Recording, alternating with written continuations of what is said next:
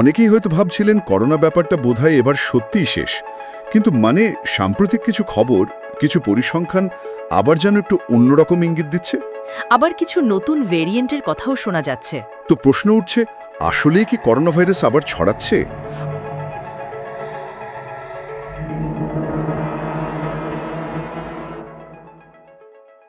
শুরুতে একটু বিশ্ব পরিস্থিতিটা দেখি। WHO সর্বশেষ রিপোর্ট কি বলছে? আর এই যে নতুন ভ্যারিয়েন্টের কথা বললেন, কোনটা ছড়াচ্ছে দ্রুত? দেখুন, WHO থেকে যা জানা যাচ্ছে সেটা হলো 2025 সালের মে মাসের দিকে বিশ্বজুড়ে করোনা টেস্ট পজিটিভিটির হারটা, হ্যাঁ, মানে যতগুলো টেস্ট হচ্ছে তার মধ্যে কত শতাংশ পজিটিভ, সেই হারটা গত বছরের জুলাইয়ের পর সর্বোচ্চ পর্যায়ে গেছিল। প্রায় 73টা দেশে এই হারটা ছিল 11% কাছাকাছি। ও, এটা তো বেশ উঁচু হার। হ্যাঁ, বেশ উঁচু।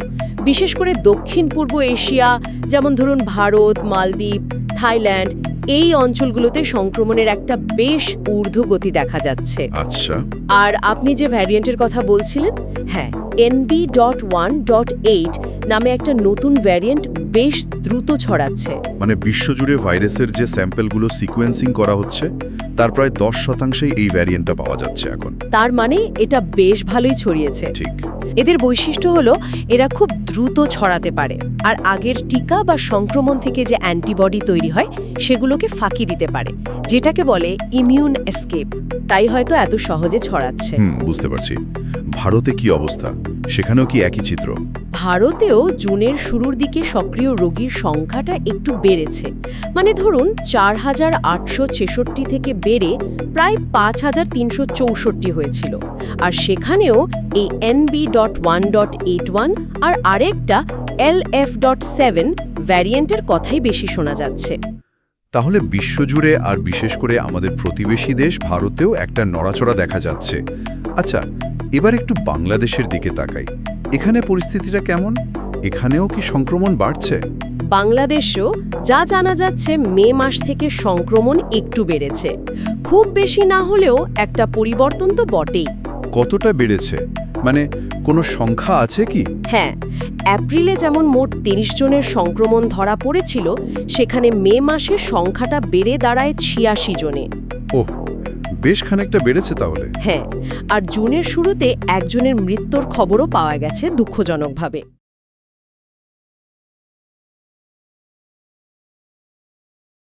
এখানে কি নতুন কোনো ভ্যারিয়েন্ট পাওয়া গেছে? হ্যাঁ, এখানে XFG আর XFC নামে নতুন দুটো ভ্যারিয়েন্ট শনাক্ত হয়েছে। এগুলো আসলে ওমিক্রন JN.1-এরই আরও নতুন সংস্করণ বা সাবভ্যারিয়েন্ট বলতে পারেন। XFG আর XFC মানে ভ্যারিয়েন্টের পর ভ্যারিয়েন্ট এসেই চলেছে। ঠিক। এই যে এত নতুন নতুন ভ্যারিয়েন্টের কথা আসছে, NB.1.8.1, XFG, XFC, একটু যদি সংক্ষেপে বলতেন ভাইরাস জিনিসটা আসলে কি, আর এই করোনা ভাইরাস কেন এত আলোচিত? দেখুন, ভাইরাস কিন্তু খুব অদ্ভুত একটা জিনিস। এটা আসলে পুরোপুরি জীবন্ত কোষ নয়, আবার একদম জড়ও নয়। বলতে পারেন জীব আর জ্বরের মাঝামাঝি একটা অবস্থা। এটা একটা অতি ক্ষুদ্র কণা। এর নিজের কোনো কোষ নেই, নিজের কোনো বিপাকক্রিয়া বা মেটাবলিজম নেই। বেঁচে থাকতে আর বংশবৃদ্ধি করতে এর সবসময় একটা জীবন্ত হোস্ট বা পোষক কোষের প্রয়োজন হয়। মানে অন্য কারো শরীরের ভেতরে ঢুকে তারপর সে বংশবৃদ্ধি করে। ঠিক তাই। এর গঠনটাও খুব সরল। ভেতরে থাকে জেনেটিক উপাদান। করোনা ভাইরাসের ক্ষেত্রে সেটা হলো RNA, আর বাইরে থাকে একটা প্রোটিনের খোলস বা আবরণ, যাকে বলে ক্যাপসিড। RNA, DNA নয়? করোনা ভাইরাসের ক্ষেত্রে হ্যাঁ, RNA। আর এই RNA ভাইরাসের একটা বৈশিষ্ট্য হলো এদের জেনেটিক উপাদানে পরিবর্তন বা মিউটেশনটা বেশ সহজে আর দ্রুত ঘটতে পারে। ওহ, এই কারণেই কি এত নতুন নতুন ভ্যারিয়েন্ট তৈরি হয়? হ্যাঁ, এটাই মূল কারণ। এই যে আমরা NB.1.8.1 বা XFG, XFCর কথা বলছি, এগুলো ওই মিউটেশনের ফলে তৈরি হওয়া নতুন রূপ। আর করোনা নামটা এসেছে এর চেহারা থেকে। এর বাইরের দিকে কাঁটার মতো যে স্পাইক প্রোটিন থাকে, সেগুলো দেখতে অনেকটা মুকুটের মতো লাগে। ল্যাটিন শব্দ করোনা মানে তো মুকুট বা ক্রাউন। আচ্ছা, ইন্টারেস্টিং। আর SARS-CoV-2 মানে যে ভাইরাসটা কোভিড-19 রোগটা ঘটায়, সেটা তুলনামূলকভাবে নতুন ছিল আমাদের ইমিউন সিস্টেমের কাছে, আর খুব সহজে ছড়াতে পারত। এই দুটো কারণেই এটা এতটা ভয়ঙ্কর হয়ে উঠেছিল। হুম। এটা মূলত শ্বাসনালীতে সংক্রমণ ঘটালেও আমরা দেখেছি এটা ফুসফুস ছাড়াও হার্ট, কিডনি, এমনকি নার্ভাস সিস্টেমকেও কিন্তু আক্রমণ করতে পারে।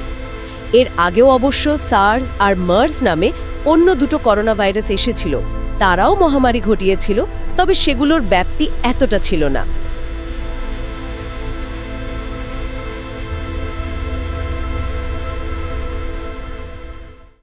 আমরা কেন বারবার এই একই ধরনের সমস্যার মুখোমুখি হচ্ছি?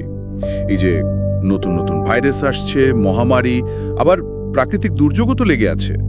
বিজ্ঞান বা বিশেষজ্ঞরা ঠিক কি বলছেন এই নিয়ে? কেন এই সমস্যাগুলো ফিরে ফিরে আসছে? ভাবলে মনে হয় একসময় তো মানুষ প্রকৃতির সঙ্গে মানিয়ে চলতো, তাই না? কিন্তু এখন উন্নয়নের নামে আমরা কি সে ভারসাম্যটা নষ্ট করে ফেলছি? ধরুন, বন কেটে রাস্তা বানাচ্ছি, শহর বড় করছি। ঠিক। আর বিজ্ঞানের দিক থেকে যদি দেখি, ভাইরাসগুলো কিন্তু টিকে থাকার জন্য অসাধারণ ক্ষমতা রাখে। ওরা খুব দ্রুত নিজেদের বদলে ফেলতে পারে, এই যে মিউটেশন বলি আমরা। এর ফলে নতুন পরিবেশে বা নতুন কোনো প্রাণীর শরীরে বাসা বাঁধাটা ওদের জন্য বেশ সহজ হয়ে যায়। এই ধরুন করোনা ভাইরাসের কথায়, বাদুড় থেকে এলো মানুষে, তারপর দেখুন কত রকম ভ্যারিয়েন্ট, ডেল্টা, অমিক্রন। এটা আসলে ওদের টিকে থাকার একটা নিরন্তর লড়াই। আর এই যে ওরা বদলে যাচ্ছে বা নতুন হোস্ট খুঁজছে, এর সুযোগটা কি আমরাই করে দিচ্ছি? যেমন ধরুন বন উজাড় করা, এর ফলে কি হচ্ছে? বন্যপ্রাণী আর মানুষ একদম কাছাকাছি চলে আসছে। একদম। আর এই কাছাকাছি আসার ফলেই কিন্তু জুনোসিস প্রাণী থেকে মানুষের রোগ ছড়ানোর আশঙ্কাটা বাড়ছে। বাদুড়ের ব্যাপারটা তো আমরা দেখলামই। ঠিক।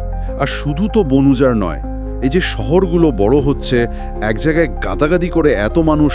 হ্যাঁ, জনসংখ্যার ঘনত্ব, এটাও রোগ দ্রুত ছড়াতে সাহায্য করে। এগুলো তো ভাইরাসকে পুরো পৃথিবীতে ছড়িয়ে দিচ্ছে চোখের পলকে। ঠিক তাই। এর সাথে আবার যোগ হয়েছে জলবায়ু পরিবর্তনের প্রভাব। এটা কিন্তু খুব গুরুত্বপূর্ণ একটা দিক।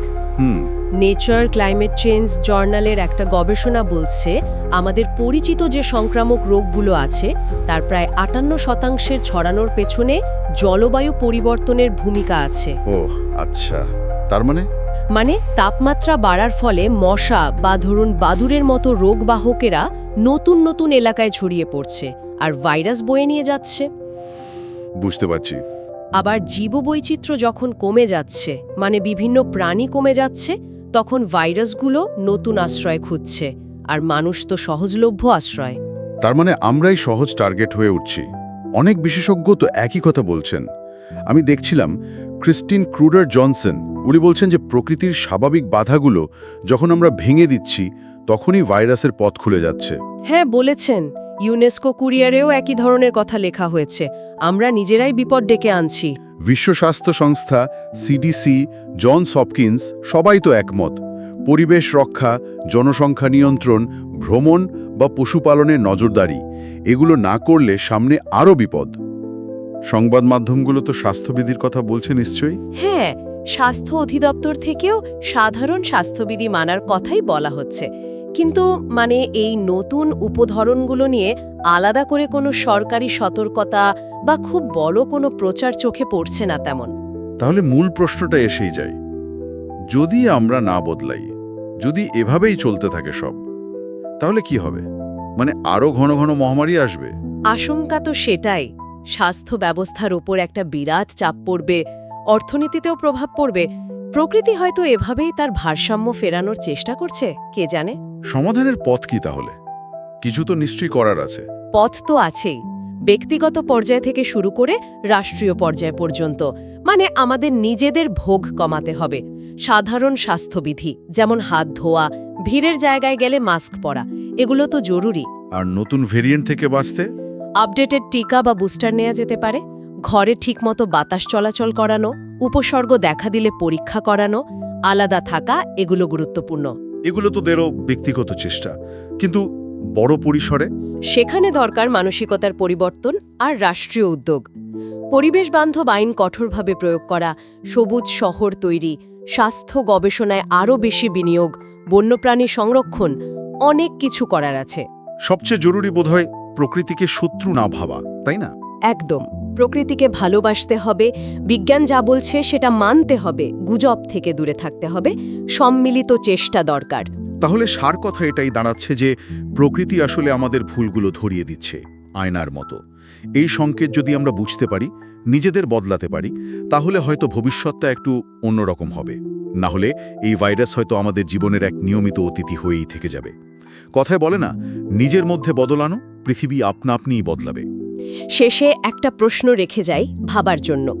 এই যে আমরা ব্যক্তিগত সতর্কতা বা জনস্বাস্থ্য ব্যবস্থার উন্নতির কথা বলছি, এগুলো তো জরুরি, কিন্তু যেহেতু সমস্যাটার মূল কারণ মানুষের কার্যকর্ম আর পরিবেশের পরিবর্তন, তাহলে কি আমাদের আরও গভীরে যেতে হবে?